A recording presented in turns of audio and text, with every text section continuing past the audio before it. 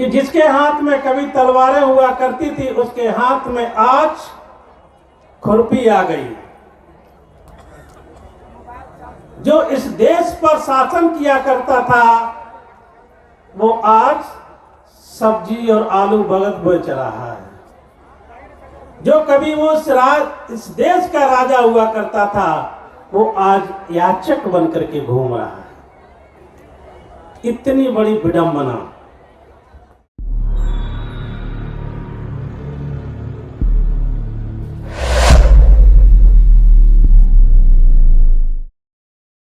बोलिए सम्राट अशोक की, सम्राट अशोक की, सम्राट अशोक की।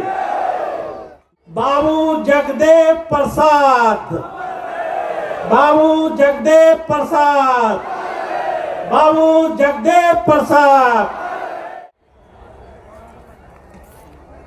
भगवान बुद्ध ने मनुष्य को जीवन जीने की कला का मंत्र दिया है और उसी मंत्र को जब अशोक अपने जीवन में आत्मसात कर लेता है तो उसको देवानंद प्रियदर्शी अशोको महाराज के नाम से पूरी दुनिया जानती है। इतिहास के पन्नों को अगर पलटना हम शुरू करें तो इस जमीन की गर्त में बहुत सारी सच्चाई अभी तक छुपी हुई हैं। मैं कभी कभी कहता हूं कि जिसके हाथ में कभी तलवारें हुआ करती थी उसके हाथ में आज खुरपी आ गई। जो इस देश पर शासन किया करता था वो आज सब्जी और आलू भगत बेच रहा है। जो कभी वो इस देश का राजा हुआ करता था वो आज याचक बन करके घूम रहा है। इतनी बड़ी विडंबना। और उसी तंत्र को प्राप्त करने के लिए निरंतर हम लगनशील हैं, प्रयासरत हैं।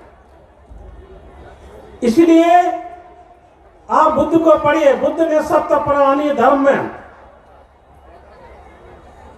अजातशत्रु के महामंत्री वर्षकार ब्राह्मण, जो विद्वान है, यहां ब्राह्मण किसी जाति व्यवस्था का संबोधन नहीं है। लिच्छवी एक बहुत छोटा सा राज्य था।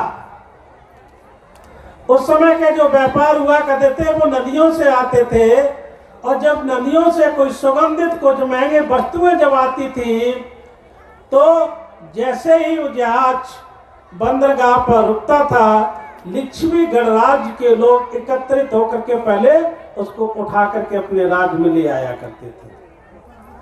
अजातशत्रु सोचता था कि आज जाऊंगा, कल जाऊंगा, परसों जाऊंगा। तब तक पता चला सेना को दर जा करके जब तक बंदरगाह पर पहुंचता है तब तक पता कि लिच्छवी गणराज्य के लोग सारा सामान उठा करके लेकर के चले गए। बहुत परेशान हो गया। लेकिन करे तो क्या? तो वो अपने महामंत्री वर्षकार को इसका उपाय जानने के लिए कि मैं लिच्छवियों को उच्छिन्न करूंगा, विच्छिन्न करूंगा, इसका रास्ता उसको प्राप्त नहीं हो पा रहा था। उस उपाय को खोजने के लिए वो वर्षकार को भगवान के पास में भेज देता है। वर्षकार जाता है, तथागत को अभिवादन करके हाथ जोड़कर एक कोने में बैठ जाता है, अजातशत्रु का अभिनंदन बोलता है और कहता है कि हे भगवान, मगध सम्राट अजातशत्रु ने मुझे भेजा है कि मैं इन लिच्छवियों का उच्छिन्न करना चाहता हूं, इनका कोई मुझे रास्ता बताया जाए। भगवान मौन हो जाते हैं, कुछ बोलते नहीं हैं। लेकिन कुछ समय के बाद वो आनंद को आमंत्रित करते हैं। आनंद को आमंत्रित करने के बाद क्या है, आनंद संघ की परिशुद्ध को बुलाया जाए। आनंद जाते हैं, भगवान का आदेश लेकर के संघ को एकत्रित करते हैं और एकत्रित करने के बाद सप्त अपराहनीय धर्म का उपदेश देते हैं। उपदेश देते हुए कहते हैं कि हे आनंद, हे भिक्षु संघ, जब तक इस लक्ष्मी गणराज्य के लोग एक स्थान पर बैठ करके मंत्रणा करते रहेंगे तब तक इनका कभी कोई बिगाड़ नहीं सकता है। ये पहला उपदेश था कि जब तक लक्ष्मी गणराज्य के लोग एक स्थान पर बैठ करके मंत्रणा करते रहेंगे तब तक इनका कभी कोई कुछ बिगाड़ नहीं सकता है। कहने का तात्पर्य, बहुत सारे संगठन बनते हैं, 10 लोग इकट्ठे होते हैं और वो जुड़ने से पहले ही बिखर जाते हैं कि लोग जोड़ना नहीं देने चाहते हैं, बिखरना शुरुआत हो जाते हैं अहम में, और अहम भाग ही मनुष्य को बर्बाद कर देता है। लेकिन जब आप एक जगह पर बैठोगे, आपस में बातचीत करेंगे, तो अगर किसी व्यक्ति के किसी के प्रति नफरत, दोष या की भावना उत्पन्न हुई तो सबसे पहले आप भड़ास निकालते हैं, और एक बार जब भड़ास निकल गई तो आपका ये चित्त पुनः नॉर्मल हो जाता है, शुद्ध हो जाता है। जो विघटन की जो मन में सोच थी वो खत्म हो जाती है। इसलिए बुद्ध कहते हैं कि एक जगह पर मंत्रणा करते रहो। हे लक्ष्मी गणराज्य के लोग, जब तक अपनी देव स्थलों की पूजा करते रहेंगे तब तक इनका कोई कुछ बिगाड़ नहीं सकता है। हमारे देव स्थल क्या हैं? ये लटिया महोत्सव, ये लटिया का वो अशोका पिलर, ये हमारा देव स्थल है। जब तक हम इसकी सुरक्षा करते रहेंगे, जब तक हम इनकी पूजा करते रहेंगे, तब तक मेरा इतिहास जिंदा रहेगा और मेरा कभी कोई कुछ बिगाड़ नहीं सकता है। जब तक लक्ष्मी गणराज्य के लोग अपने पूर्वजों का सम्मान करते रहेंगे तब तक इनका कभी कोई कुछ बिगाड़ नहीं सकता। हमारे पूर्वज कौन हैं? हमारे पूर्वज हैं देवानंद प्रियदर्शी अशोको महाराजा। हमारे पूर्वज हैं लोक गुरु शास्ता भगवान गौतम बुद्ध। हमारे पूर्वज हैं बहुजन समाज में जन्मे सभी साधु संत महात्माओं। जब तक मैं इनका सम्मान करूंगा, जब तक उनके बताए हुए आदर्श पे चलूंगा, तब तक कोई कुछ मेरा बिगाड़ नहीं सकता है। जब तक इस लक्ष्मी गणराज्य के लोग अपने कुल कुमारियों का सम्मान करते रहेंगे तब तक इनका कोई कुछ बिगाड़ नहीं सकता है।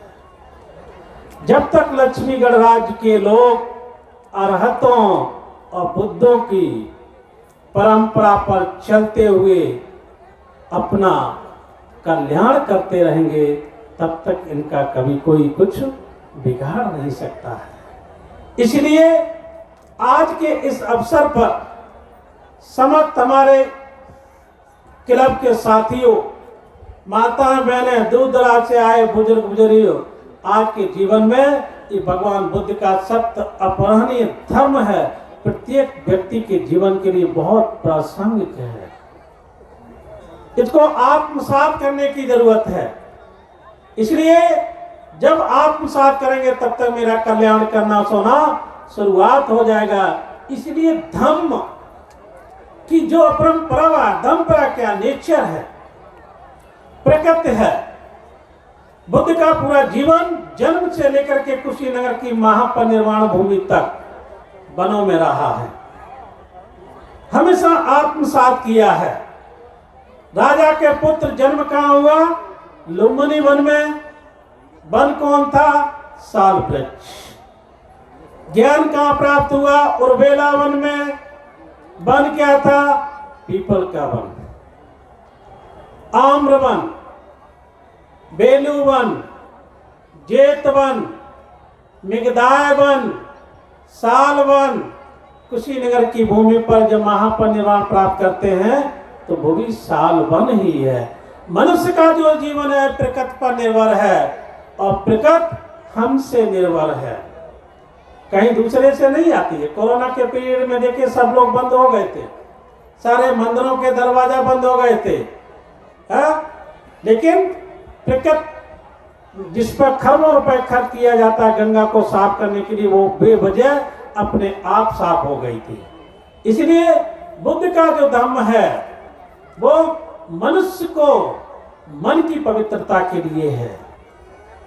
व्यक्ति का मन पवित्र हो जाता है तो वाणी भी पवित्र हो जाती है और एक काया भी पवित्र हो जाता है।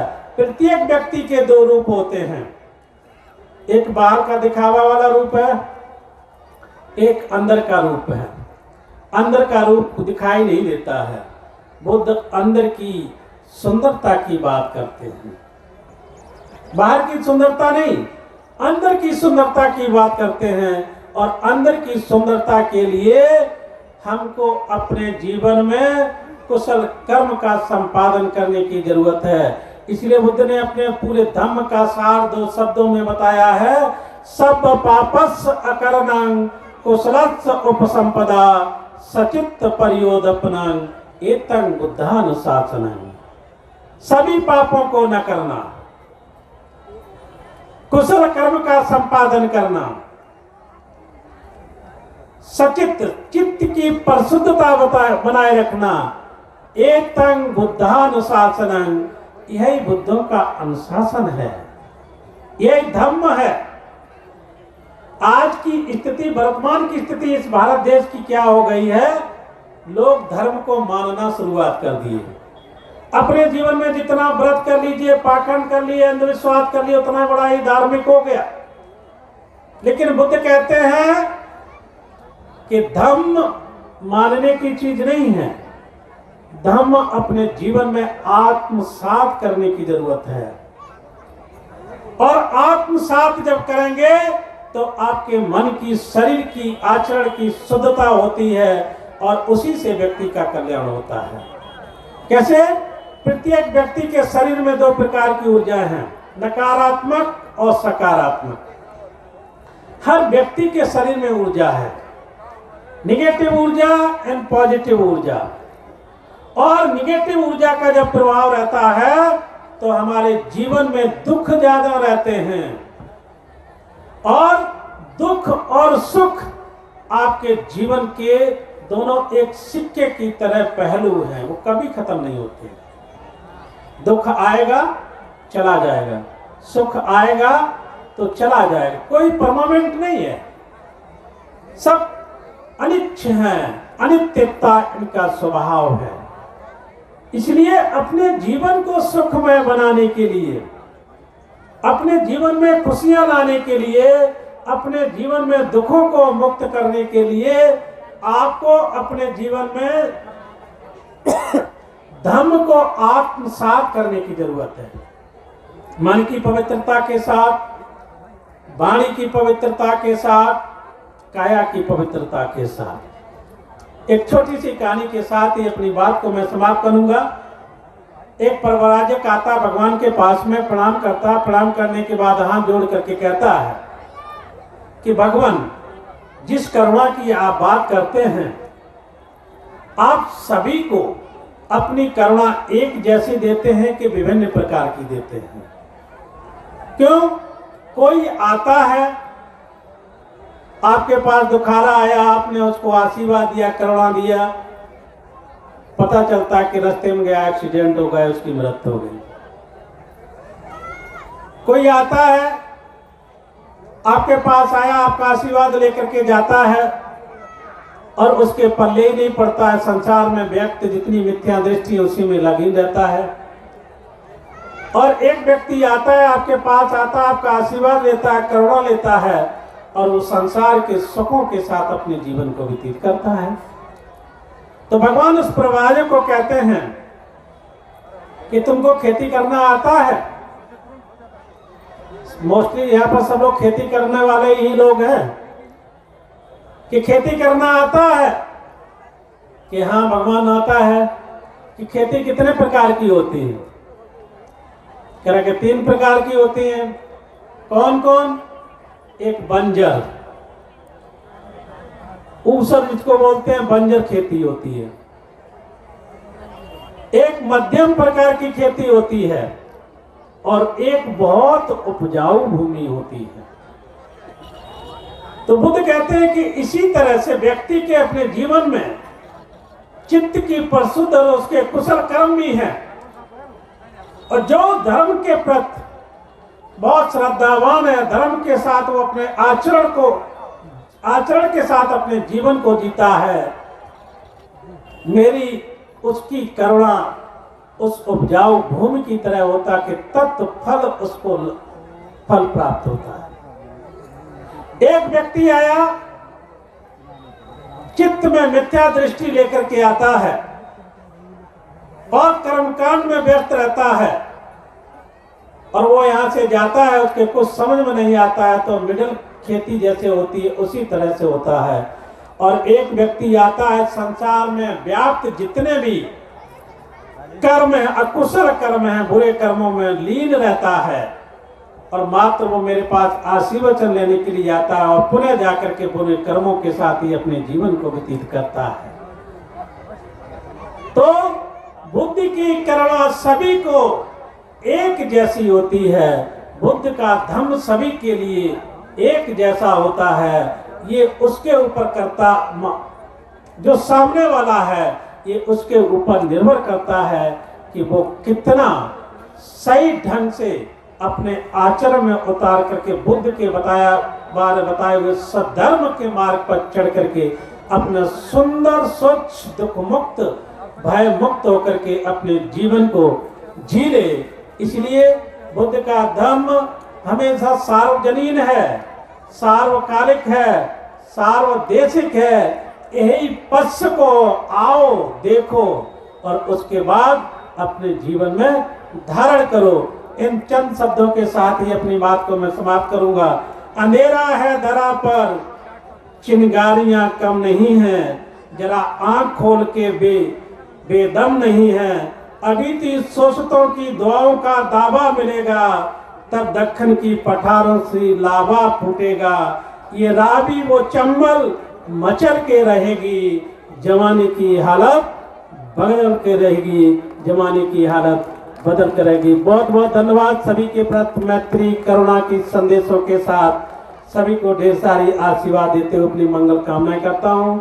सभ्य सत्ता सुखी होंतु, सभ्य होंतु चखे मिलो, सभ्य भद्रानी पसंतो, माँ कंच दुख मांगमा, माँ कंच दुख मांगमा, माँ कंच दुख नवा। सभी को नमो बुद्धाय। साथियों, नेशनल जनमंच को सब्सक्राइब करें, साथ ही बेल आइकन की घंटी को बजाएं।